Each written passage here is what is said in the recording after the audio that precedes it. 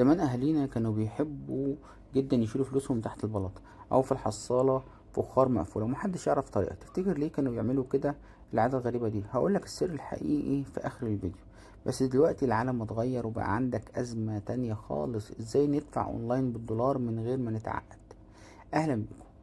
اهلا بيك يا صديقي في مراجعة تشريحية صريحة لتطبيق ماي فاين. باختصار التطبيق ده عبارة عن محفظة الكترونية بلغارية بيوفر لك فيزا او ماستر كارد افتراضية. المشكلة الحقيقية اللي بيحلها هي عقدة الدفع الدولي اللي بتواجهنا حاليا، سواء عايز تدفع اشتراك نتفليكس او تشتري لعبة او تمول اعلاناتك.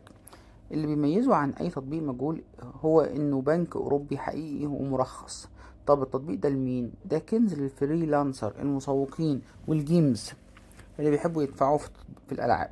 لكن لو انت شخص باستخدامك كله محلي وبتشتري طلبات بيتك من تحت العمارة، التطبيق ده مش ليك خالص وهيكون وجع دماغ على الفاضي. هو مناسب للمحترفين والمبتدئين اللي عندهم طولة بال لخطوات التسجيل. عشان تستخدمه صح هتحمله وتعمل حساب، وهنا اول مطب التوثيق. بتحتاج باسبور وده الاسهل والاسرع، او بطاقة وتصور سيلفي، واحيانا بيطلب قراءة شريحة الباسبورت NFC. اول اعداد لازم تعمله فورا بعد القبول هو انك تفعل المصادقة الثنائية ال 2FA عشان الامان. التطبيق متقسم محافظ، بتشحن محفظتك وتطلع الكارت الافتراضي وتبدأ تدفع. اهم ميزة حقيقية فيه مش بس الكارت المجاني، الميزة الجبارة هي ارتباطه بباينانس باي. يعني لو معاك كريبتو تقدر تحوله يورو او دولار في ثواني وتدفع بيه. كمان بيدعم ابل باي وجوجل باي بشكل ممتاز. لكن تعالى بقى في العيوب اللي مش هيقولها لك في الاعلانات. خدمة العملاء بطيئة جدا وممكن تقعد ايام عشان ترد عليك. كمان واجهة التطبيق تقيلة وممكن تهنج، ولما بتيجي تحول عملات جوه التطبيق بياخد سبريد او فرق سعر خفي بيخسرك شوية فكة. التركية هنا بقى عشان توفر فلوسك اشحن دايما عن طريق باينانس عشان تقلل العمولات. وميزة مخفية مهمة جدا، تقدر تعمل تجميد للكارت بضغطة زرار بعد كل عملية شراء عشان تحمي نفسك من اي سحب عشوائي او اختراق. خد بالك بقى من شوية فخاخ وتنبيهات. احذر من تفعيل باقات بريميوم لانك غالبا مش محتاجها. ده فخ تسويقي بيزن عليك وواجهته عشان تدفع اشتراك شهري. كمان التطبيق بيطلب صلاحيات كتيرة زي ال NFC والكاميرا، وده طبيعي للتوثيق، بس اقفلها بعد ما تخلص فورا.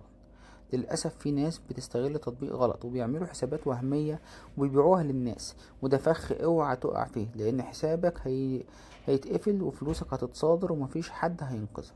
لو هنقارنه بتطبيقات تانية زي ريبيدو باي أو باي بال، ماي فاين بيتفوق في إنه كيان مالي أوروبي فنسبة الأمان فيه أعلى من باي بال اللي مشاكله كترت. لكن ريبيدو باي أسهل وأسرع بكتير في الكريبتو والتسجيل. لو همك السرعة والسهولة روح لريبيدو باي، لو همك الأمان وإن معاك حساب بنكي أوروبي خليك في ماي فاين. الخلاصة، هل يستحق التحميل ولا لأ؟ جدا يستحق المساحة والوقت. لو انت مزنوق في دفع دولاري ومش محتاج تدفع في أي اشتراكات. في الكبسولة بقى ديت هقولك أهم مميزات: كارت افتراضي مجاني 1، ربط باينانس 2، دعم أبل باي 3، كيان مالي أوروبي 4، معتمد كيان مالي أوروبي معتمد، أمان عالي جدا 5. أهم العيوب بقى: خدمة عملاء بطيئة، واجهة مستخدم تقيلة، فروق سعر خفية في تغيير العملة، توثيق رخم وبياخد وقت، إلحاح مزعج على الترقية المدفوعة. أهم 5 نصايح: اشحن من باينانس، جمد الكارت بعد الاستخدام، وثق بالباسبور، ما تشتريش حساب جاهز أبدا، وما تشتركش في الباقات المدفوعة. نرجع بقى لقصة البلاطة. أهلنا زمان كانوا بيعملوا كده عشان بيهربوا من روتين البنوك وتعب الأعصاب والأسئلة الكتير. ودلوقتي احنا بنعمل نفس الحاجة بس الديجيتال، بنهرب لتطبيقات زي ماي فاين عشان نخلص مصلحتنا بعيدا عن التعقيدات والقيود. لو عجبك الفيديو لايك، شير، سبسكرايب، واستناني تاني في تطبيق جديد عشان اقولك الجديد والمفيد في عالم التطبيقات. لو عجبك اي فيديو وعايز نشرحهولك اكتبلي في الكومنتات تحت اسمه او سيبلي اللينك بتاعه وانا اشرحهولك واقولك كل التفاصيل اللي فيه. اشوفكم على خير في فيديو جديد. سلام يا شباب.